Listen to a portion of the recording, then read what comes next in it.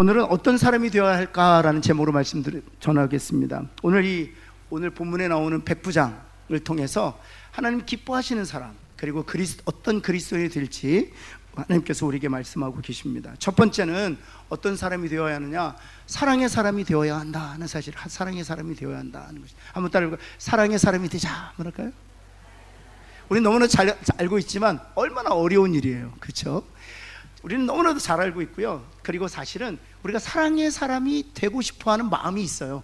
왜냐하면 우리가 거듭난 그리스도인들이기 때문에 우리 안에 계신 성령님이 하나님의 성품, 이 사랑의 사람이 되기를 원하시는 그런 강렬한 소원을 우리에게 허락하시거든요. 그래서 누구나 예수 믿는 자들은, 그리고 거듭난 그리스도인들은 사랑의 사람이 되기를 원해요. 여러분, 그런데 이 사랑의 사람이라는 것은 오늘 백부장을 통해서 보면 내가 사랑의 사람이라고 주장하지 않아요. 난 사랑하는 사랑의 사람이야, 난 누가 뭐라 그래도 사랑의 사람이야 라고 주장하지 않습니다. 주변의 사람들이 그가 사랑의 사람이라고 인정해 주는 거예요. 인정해 주는 것. 우리 한번 옆에 있는 분 한번 해줍시다. 당신은 사랑의 사람입니다. 한번 할까요? 옆에 분이 그러시면 아멘 하고 낼름 받으세요. 한번 다시 하겠어요. 당신은 사랑의 사람입니다. 한번 할까요? 아멘. 예, 우리는 사랑의 사람이 될 수 없지만 하나님이 우리를 사랑의 사람 되게 하실 줄을 믿습니다. 여러분, 우리가 잘 아는 것처럼 여기에 나오는 백부장은요, 정복자예요. 정복자예요. 그리고 단순히 정복자가 아니라 식민지를 정복하는 군인이었습니다. 군합발로 피식민지인들을 박해하고 핍박했던 이 군인이었습니다. 여러분뿐만 아니라 오늘 이 본문에 등장하는 그들이라고 하는 유대인들은 이 군인에 의해서 핍박받고 박해받았던 그런 힘없는 백성들이었죠. 여러분, 그런데 5절 말씀만 보시겠습니까? 5절 말씀에 이 박해받고 핍박받았던 그 피식민지인들, 유대인들이 이 백부장에 대해서 이렇게 평가하고 있습니다. 백부장이 우리 민족을 사랑했다 하는 겁니다. 우리 민족을 사랑했다 하는 겁니다. 우리 백성들을 사랑했다 하는 것. 이탈리아에서 파견된 군대의 장관이었지만, 그래서 이 식민지를 관리하기 위하여 파견된 군인이었지만, 정복자지만 그는 우리 민족을 사랑했다는 것입니다. 그리고 더 나아가서 우리를 위하여 무엇을 지었다? 회당을 지었다. 우리를 위하여 회당을 지었다는 것입니다. 여러분뿐만 아니라 그의 개인적인 사생활에서도 그가 어떤 사람이었는지를 이렇게 보여주는 단서가 있어요. 2절 말씀 한번 볼까요? 여기에 보면 어떤 백부장의 사랑하는 종, 이렇게 되어 있습니다. 사랑하는 종. 이 종과 사랑이라는 것은 어울리지 않는 단어예요. 여러분, 종은 물건이었습니다. 그 당시에는 매매할 수 있었습니다. 근데 이 백부장이 종을 어찌했다고요? 사랑했다고요. 사랑했다. 여러분, 이것이 백부장이었습니다. 그 결과, 그의 그 선한 영향력의 결과를 4절에서 성경은 이렇게 기록하고 있습니다. 볼까요? 종을 사랑하고 또 피식민지인들 정복하기 위하여 이탈리아로 파견 나온 그런 군인이었지만 그가 민족을 사랑하고 심지어 회당까지 지어주었어요. 그들의 신앙과 종교를 말살하지 않았어요. 오히려 그것들을 존중해 주었죠. 그 선한 영향력의 결과가 4절 말씀이에요. 한번 같이 한번 읽어볼까요? 시작. 이에 그들이 예수께 나와 간절히 구하여 이르되, 여기서 말하는 그들은 누구일까요? 유대인들이에요. 그 유대인들이 예수님께 나와 누구 대신 간절히 구했어요? 백부장 대신 간절히 구했다는 거예요. 백부장 대신 간절히 구했다는 거예요. 혹시 여러분 중에 여러분의 문제를 가지고 누군가가 간절히 기도하는 분 계십니까? 그분이 있다면 그분은 사랑의 사람이에요. 여러분, 유대인들이 백부장 대신 예수님께 나와 그의 문제를 가지고 간절히 간구했던 것은 백부장이 어떤 사람이었기 때문에? 사랑의 사람이었기 때문에. 종을 사랑하고 민족을 사랑하고 신앙과 종교를 압제하기보다는 오히려 그들의 회당을 지어줄 만큼 그 민족을 정복자로서 사랑했기 때문에 그 유대인들이 그 백부장 대신 예수님께 나와 그의 문제를 간절히 요청했다는 것이에요. 그리고 나서 그 다음 같이 한번 읽어볼까요? 시작. 이 일을 하시는 것이 이 사람에게는 어떻다? 합당하다. 그 병든 종을 고치는 것이 합당하다. 합당하다. 사랑하는 성도 여러분, 사랑의 사람이 될 때 이런 선한 영향력을 끼칠 수 있다는 것입니다. 저는 여러분 한 사람 한 사람이 하나님의 사람으로 이런 사랑의 사람이 되어 주변의 많은 사람들이 여러분을 위해서 중보하고 하나님께서 여러분의 문제에 대하여 응답하시는 것을 함께 즐거워하고 함께 기뻐하는 그런 선한 영향력을 발휘하는 하나님의 사람들 다 되시기를 예수 그리스도의 이름으로 축원합니다. 여러분, 그래서 요한복음 13장 34절에서 예수님께서 이렇게 말씀하셨습니다. 우리 같이 한번 읽어보겠습니다. 시작. 새 계명을 너에게 주노니 서로 사랑하라.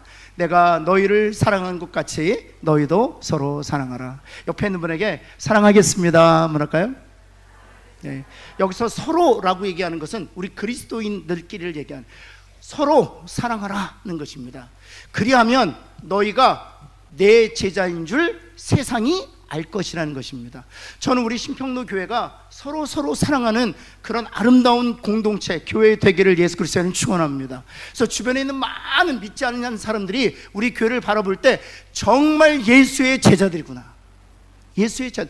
갈등과 다툼이 충만하다면 예수 믿지 않는 자들이 우리 교회를 바라보면서 예수의 제자인 줄 알 수 없잖아요. 그러나 예수 믿지 아니하는 사람들이 우리가 예수의 제자인 것을 알 수 있는 유일한 방법은 우리가 사랑할 때요. 가정에서도 역시 마찬가지입니다. 엄마 아빠가 서로 사랑할 때 자녀들은 엄마 아빠가 예수 그리스도의 제자인 줄 아는 거예요.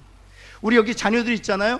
학교에서 예수님의 마음으로 사랑할 때 반에 있는 친구들이 내가 그리스도인 줄 알게 되는 것이죠. 이것이 바로 선한 영향력의 결과인 것이에요. 그래서 요한복음 14장 21절에 13장에 이렇게 새 계명을 주신 이후에 14장 21절에 그 계명을 지키는 자를 향한 축복을 이렇게 말씀하죠. 같이 한번 읽어볼까요? 시작.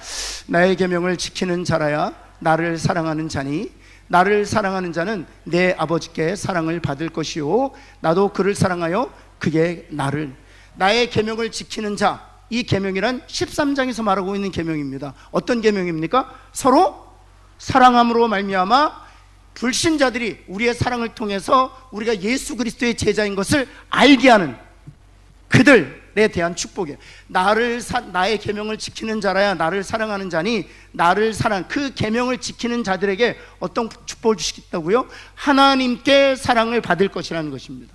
그리고 나서 그 다음 나도 그를 사랑하여 그에게 나를 나타내리라. 이것을 정확하게 번역하면 그를 통해서 나를 드러낼 것이다, 그런 거예요.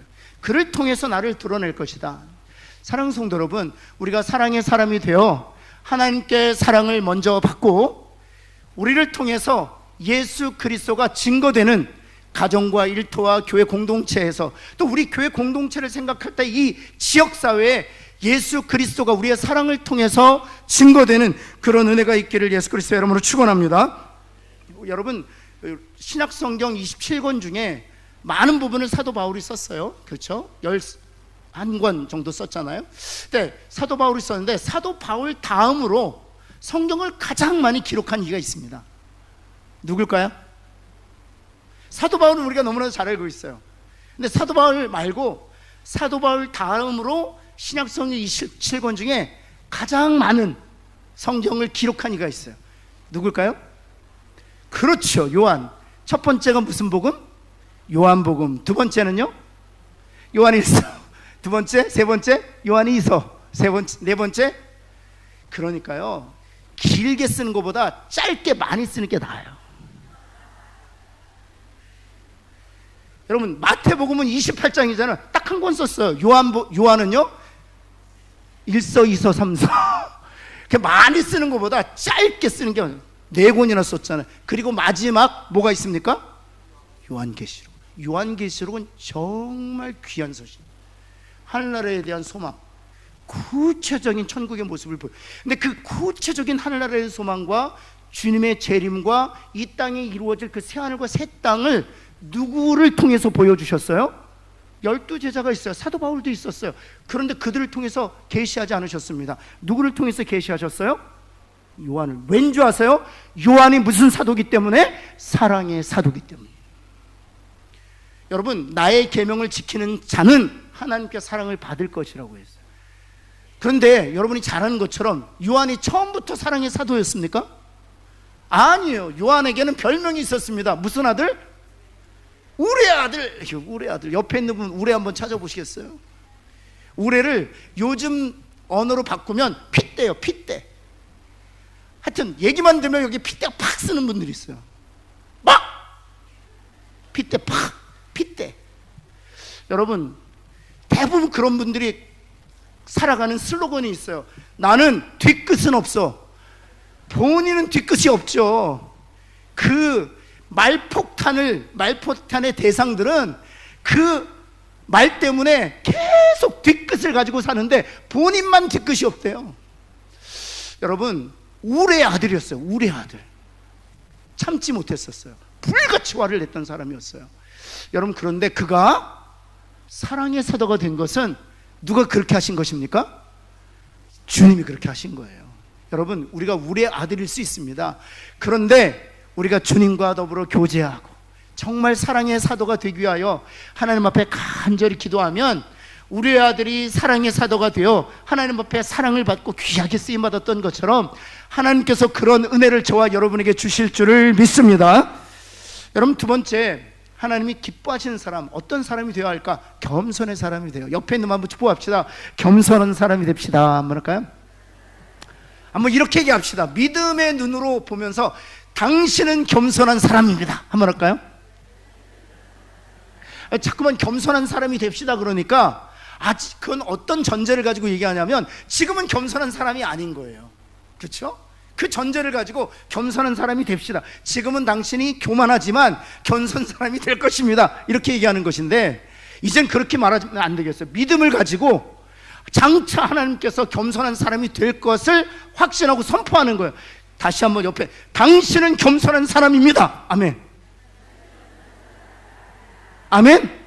의심하지 말고 하나님이 반드시 우리 안에서 성령 가운데 일하심으로 우리를 겸손한 사람이 되게 하실 줄을 믿습니다. 6절 말씀에 보면 백부장은 겸손한 사람이었어요. 6절 말씀만 볼까요?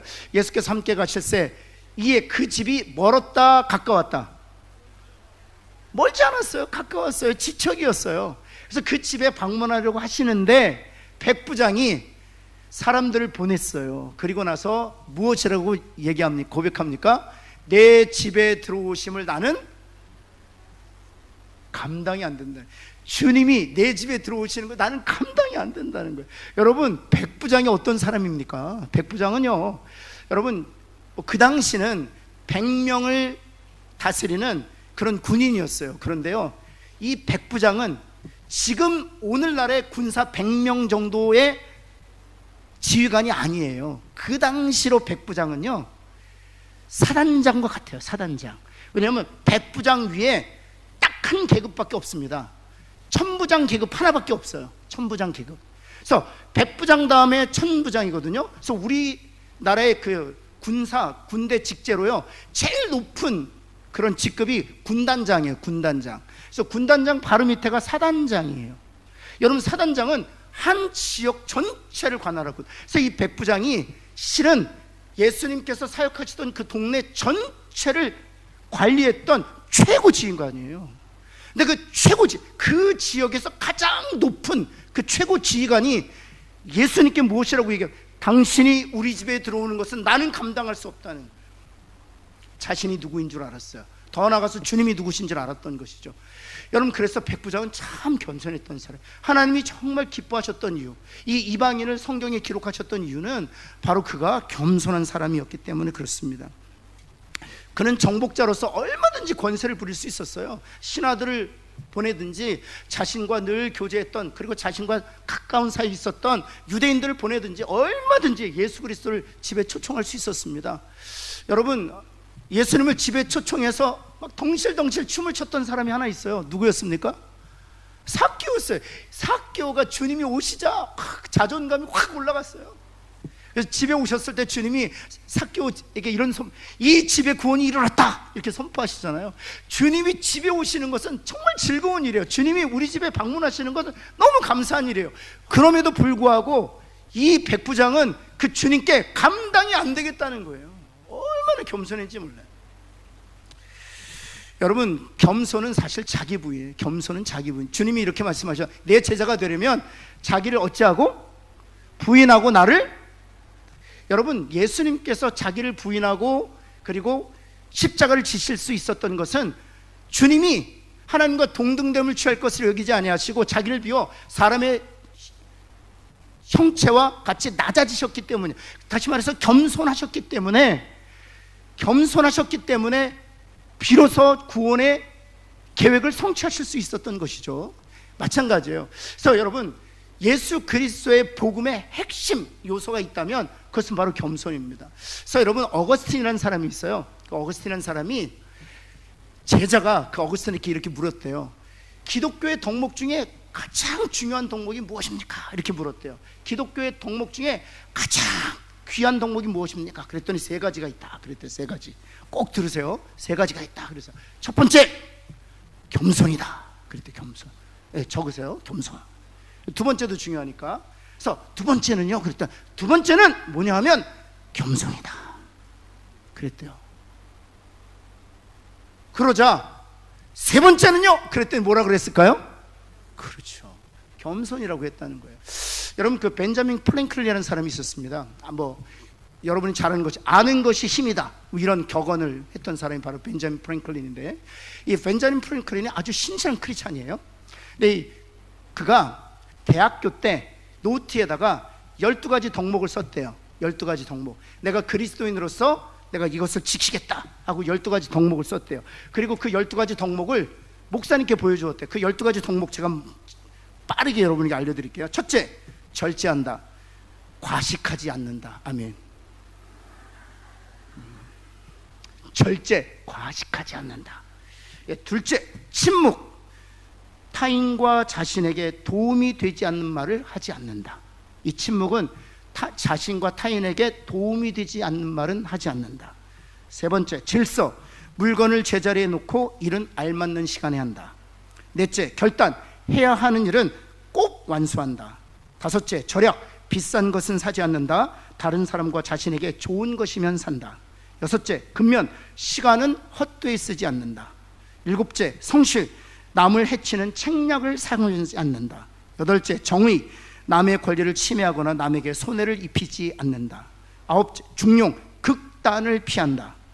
열째, 청결. 몸, 옷, 집이 불결할 것은 절대 용납하지 않는다. 11번째, 평정. 사소한 일에 화내지 않는다. 12번째, 순결. 성을 남용하지 않고 건강과 생산을 위해서 사용한다. 얼마나 좋습니까? 여러분, 12가지 중에 가지고 싶은 거 있으시죠?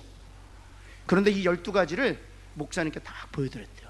다 좋은, 절제, 침묵, 질서, 결단, 절약, 근면, 성실, 정의, 중용, 청결, 평정, 순결, 다 좋은 거예요. 그래서 목사님께 보여주었더니 그 목사님이 성경을 정확하게 꿰뚫고 있으셨던 분이에요. 그걸 딱 보시더니 이 얘기를 하시더래요. 하나가 없다고. 하나가 없다고. 뭐가 없었을까요? 겸손이 없었어요. 그러면서 하신 말씀이 있어요. 겸손이 없다면 이 12가지는 무용지물이네. 겸손이 없다면 이 12가지는 다 무용지물이네. 이 12가지를 다 한다고 해도 겸손이 없다면 무용지물이라는. 여러분, 그만큼 겸손은 중요한 거예요. 겸손은 중요한 거예요. 하나님께서 여러분에게 겸손이란 미덕을 허락하셔서 정말 많은 사람들에게 귀감이 되고 또 하나님께 영광을 돌리는 저와 여러분 되기를 예수 그리스도 이름으로 축원합니다. 세 번째, 마지막인데요, 확신의 사람이 되어야 돼요. 옆에 있는 분에게 당신은 확신의 사람입니다 한번 할까요? 빨리 아멘하고 내일은 받으세요. 아멘, 아멘. 확신의 사람, 사랑의 사람입니다. 제가 할 테니까 여러분 아멘하세요. 당신은 사랑의 사람입니다. 당신은 겸손의 사람입니다. 당신은 확신의 사람입니다. 아멘. 예. 확신의 사람. 여러분, 이 백부장의 요청을 주님이 응답하셨던 이유는 그가 확신의 사람이었기 때문이에요. 여러분 7절 말씀 한번 볼까요? 그가 이런 고백을 합니다. 같이 한번 노란색으로 하이라이트만 읽겠습니다. 시작. 좀 더 크게 시작. 이 믿음이 저와 여러분의 있기를 바랍니다. 오실 필요 없다는 거예요. 오실 필요 없다는 거예요. 내 하인을 보실 이유도 없다는 거예요. 내 하인의 몸에 손대실 필요도 없다는 거예요. 말씀만 하시면 우리 하인이 낫거든요. 여러분, 주님과 우리는요 2000년의 간격이 있어요. 여러분, 그럼에도 불구하고요 우리는 믿는 게 있습니다. 주님이 말씀하시면 그 말씀이 우리의 삶에 이루어질 것을 우리는 믿고 있어요. 그것이 백부장이 갖고 있었던 믿음이에요. 시간과 전혀 상관없어요. 공간과 전혀 상관없어요. 주님이 말씀하시면 그 말씀이 온 지구에 충만하기에 그 말씀이 이루어지고 반드시 성취될 것을 믿는 저와 여러분 되기를 간절히 소원합니다. 그랬더니 주님이 그 믿음을 이렇게 칭찬하시죠. 9절 말씀 볼까요? 같이 한번 크게 한번 읽어보겠습니다. 노란색입니다. 시작. 이만한 믿음은 만나보지 못해. 이런 칭찬받는 저와 여러분 되길 바랍니다. 우리 교회를 바라볼 때 저에게 소망이 있습니다. 주님이 우리 교회를 바라볼 때 이만한 믿음의 교회는 내가 만나보지 못했다, 그런 확신의 교회 되기를 예수 그리스도의 이름으로 축원합니다. 그 결과 10절 말씀 한번 볼까요? 10절 말씀 우리 한번, 종이 이미 나와 있었다 하는 것입니다. 종이 나와 있어. 오늘 이 밤에도 이 확신을 가지고 기도하는 저와 여러분 되기를 간절히 소원합니다. 주님이 말씀하셨습니다. 내 이름으로 기도하면 내가 시행하리라. 2000년 전에 말씀하셨어요. 그러나 시간과 공간과 상관없다니까요. 주님이 말씀하셨기 때문에 말씀대로 주님이 이루어 주실 줄을 믿습니다. 내 이름으로, 예수의 이름으로 오늘 밤에 문제를 가지고 기도할 때 하나님이 그 기도를 약속대로 응답해 주실 줄을 믿습니다. 여러분, 그래서 모세가 손을 들고 기도했던 거예요. 오늘 우리 목사님께서 전쟁은 누구에게 속한 거라고요? 제가 찬양 부르면서 그렇지, 전쟁은 하나님께 속한 거예요. 가정에서 전쟁하고 계시죠? 그 전쟁의 주인은 누구세요? 하나님이에요. 하나님. 여러분, 일터에서 전쟁하고 계시죠? 지독한 전쟁을 치르고 계시잖아요. 여러분, 그 전쟁도 하나님께 속해 있어요. 심지어 교회 안에서도 우리가 지독한 전쟁을 겪었잖아요. 근데 우리는 이미 확인했어요. 그 전쟁은 누구에 속했었습니까?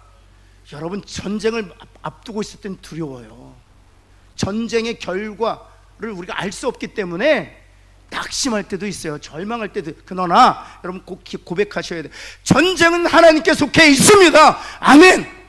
전쟁은 하나님께 속해 있기에 반드시 이김과 승리를 내게 주실 줄을 믿습니다. 모세가 손을 들고 기도했던 믿음과 확신이 그것이에요.